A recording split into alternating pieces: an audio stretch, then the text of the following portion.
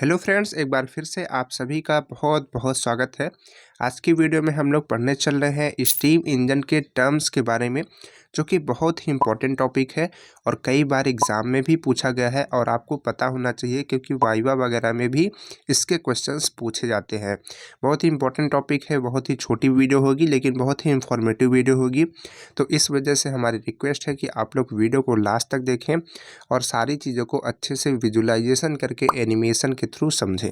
उससे पहले हम आपको बता दें कि इसकी पिछली वीडियो में हम लोगों ने स्टीम इंजन के कंपोनेंट्स यानी कि पार्ट्स के बारे में जाना था और क्लासिफिकेशन और इंट्रोडक्शन को भी देखा था। तो आप पिछली वीडियोस को भी देख सकते हैं चैनल पर जा कर के। चलिए फिर आज की वीडियो स्टार्ट करते हैं।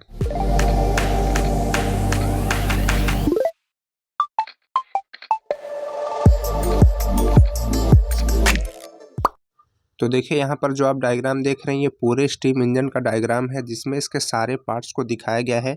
लेकिन जो हमारे टर्म्स होते हैं वे ज़्यादातर टर्म्स सिलेंडर और पिस्टन के साथ में होते हैं, यानी कि सिलेंडर और पिस्टन के लिए होते हैं। तो हम लोग केवल उस पार्ट को पहले देखते हैं और उसमें जितने भी टर्म्स होते हैं उनको समझते हैं।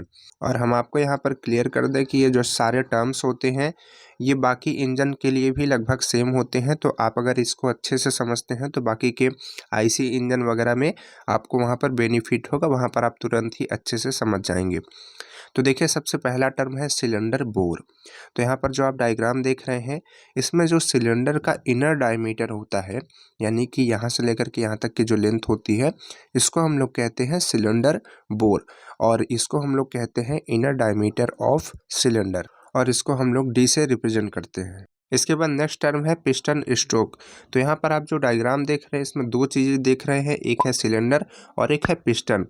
तो सिलेंडर के अंदर जो पिस्टन मूव करता है तो जितनी डिस्टेंस में वो मूव करता है, यानी कि एक पॉइंट से लेकर के लास्ट पॉइंट, स्टार्टिंग पॉइंट से लेकर के लास्ट पॉइंट तो तक में जितने में मूव करता है उसी को हम लोग बोलते हैं पिस्टन स्ट्रोक। ऐसे समझिए कि यहाँ से लेकर के यहाँ तक की जो लेंथ होती है इसको हम लोग पिस्टन स्ट्रोक कहते हैं, क्योंकि जो पिस्टन है स्टीम इंजन में वो लास्ट तक नहीं आता, क्योंकि यहाँ से तो वाल्व होता है तो स्टीम इधर की तरफ आती है और आगे भी पूरा नहीं जाता क्योंकि उधर से भी स्टीम आती है। तो ये बीच में ही मूवमेंट करता है। तो इसी डिस्टेंस को हम लोग क्या बोलते हैं, पिस्टन स्ट्रोक बोलते हैं। इसको हम लोग एल से रिप्रेजेंट करते हैं। और हम आपको यहाँ पर क्लियर कर दें कि पिस्टन स्ट्रोक अलग अलग इंजन के लिए अलग अलग हो सकता है। जैसे कि अगर डबल एक्टिंग होगा तो इसके सेंटर में होगा, दोनों साइड क्लियरेंस छूटा हुआ होगा। लेकिन अगर सिंगल एक्टिंग है तो यहाँ पर एक साइड होगा क्लियरेंस और बाकी का जो जगह होगी वो पिस्टन स्ट्रोक होगी। लेकिन आपको यहाँ पर केवल एक चीज़ ये याद रखनी है कि जितने डिस्टेंस में पिस्टन मूव करता है, जितने डिस्टेंस में पिस्टन मूवमेंट करता है उसी को आप लोग पिस्टन स्ट्रोक कहेंगे, चाहे वो सेंटर में हो या फिर एक साइड में हो। इसके बाद नेक्स्ट टर्म है एवरेज पिस्टन स्पीड। तो पिस्टन के द्वारा प्रति मिनट तय की गई औसत रेखीय दूरी को एवरेज पिस्टन स्पीड कहते हैं। इसके कहने का मतलब है कि पिस्टन एक मिनट में कितनी लीनियर मोशन करता है, लीनियर डिस्टेंस को ट्रेवल करता है, उसको हम लोग कहते हैं एवरेज पिस्टन स्पीड। तो इसको कैलकुलेट करने के लिए हमको ये पता करना होगा कि जो पिस्टन है वो कितना मूवमेंट करता है। तो देखिए वो मूवमेंट कितना करता है, जितना हमारा पिस्टन स्ट्रोक होता है उतने में ही तो हमारा पिस्टन मूवमेंट करता है और एक रोटेशन करने में उसको 2 बार करना होता है। यानी कि स्टार्टिंग पॉइंट से एंड पॉइंट पे जाएगा और एंड पॉइंट से फिर से लौट करके स्टार्टिंग पॉइंट पे आएगा, तब जा करके उसका एक स्ट्रोक पूरा होता है, एक रोटेशन पूरा होता है। तो इसके लिए हमको क्या करना पड़ेगा, यानी कि डिस्टेंस निकालनी होगी। तो स्ट्रोक का जो फॉर्मूला होता है, जो स्ट्रोक को रिप्रेजेंट करते हैं वो एल से करते हैं। तो अगर हम एल को 2 से मल्टीप्लाई कर दें तो हमको डिस्टेंस मिल जाएगी।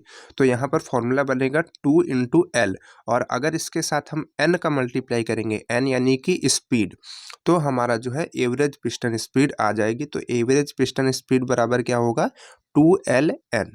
तो इसको आप याद रखेंगे, ये पूछा जा सकता है, इंपॉर्टेंट है। इसके बाद नेक्स्ट टर्म है स्वेप्ट वॉल्यूम।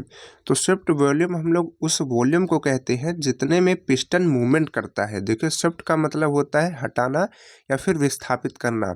तो पिस्टन क्या करता है, जितने वॉल्यूम में स्टीम को हटाता है या फिर किसी भी वर्किंग फ्लूइड को हटाता है उसको हम लोग कहते हैं स्वेप्ट वॉल्यूम।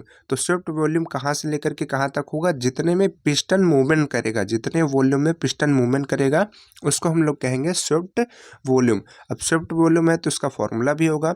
स्विफ्ट वॉल्यूम को हम लोग रिप्रेजेंट करते हैं VS से, क्योंकि यह एक सिलेंडर है तो इसका फॉर्मूला सिलेंडर के ही वॉल्यूम का फॉर्मूला होगा।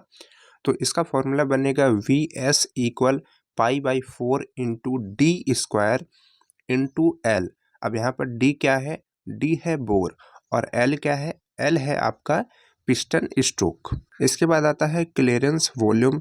तो क्लियरेंस वॉल्यूम को समझने के लिए 2 पॉइंट समझिए, एक है IDC और एक है ODC। IDC means inner dead centre और ODC means outer dead centre.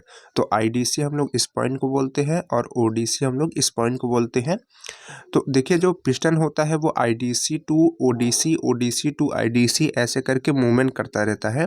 तो इसके बाद जो जगह बचती है, जितनी भी जगह छूट जाती है जिसमें पिस्टन नहीं मूव कर पाता है, उसी को हम लोग बोलते हैं क्लियरेंस वॉल्यूम। इसको हम लोग VC से रिप्रेजेंट करते हैं।